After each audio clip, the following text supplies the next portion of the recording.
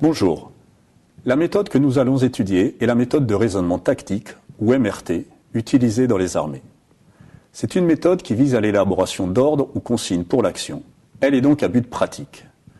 Elle a pour fondement la nature de la guerre, qui peut être vue à la fois comme un art et une science, sa complexité croissante avec le temps, exigeant la mise en œuvre d'une méthode. Une science, car plusieurs des facteurs en jeu peuvent être étudiés de manière scientifique. Le terrain, la météo, bref. Tout ce à quoi Lawrence d'Arabie fait allusion dans les 7 piliers de la sagesse, lorsqu'il déclare que parmi les éléments constants de la guerre se trouve l'élément algébrique des choses. Une partie artistique également, qui réside principalement dans les faits majeurs que nous étudierons en détail. Le même Lawrence y fait allusion quand, dans le même ouvrage, il poursuit en ces termes « 9 parts sur 10 dans la tactique sont assez sûres pour être enseignées dans les écoles, mais celle qui demeure, irrationnelle, est comme l'éclair du martin pêcheur qui traverse un étang. C'est à lui que les chefs se reconnaissent. Seul l'instinct peut le découvrir. Une étude pratique et réfléchie de la manœuvre l'aiguise.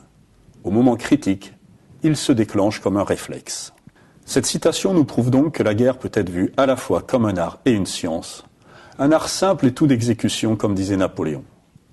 Elle nous montre également un point particulier de la méthode. Pour être maîtrisée, elle nécessite une maturité certaine. Autre remarque préliminaire. La méthode vous sera présentée de manière séquentielle, comme une suite ordonnée de questions auxquelles il vous faudra répondre. N'en déduisez cependant pas que seul un raisonnement séquentiel est adapté.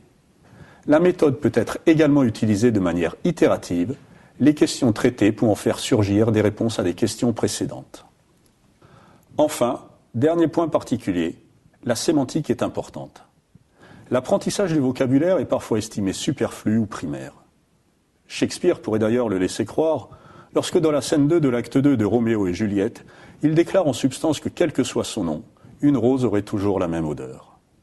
Mais dans le film de Pierre Schoendoerfer, L'honneur d'un capitaine, nous voyons le contraire. On y voit un capitaine demander à ses subordonnés, installés sur une colline, qu'il lui amène un prisonnier, qu'il le lui descende donc. Le radio transmet seulement, pour le prisonnier, descendez-le. Ce qui était évident pour son capitaine et lui est interprété comme un ordre d'exécution sommaire.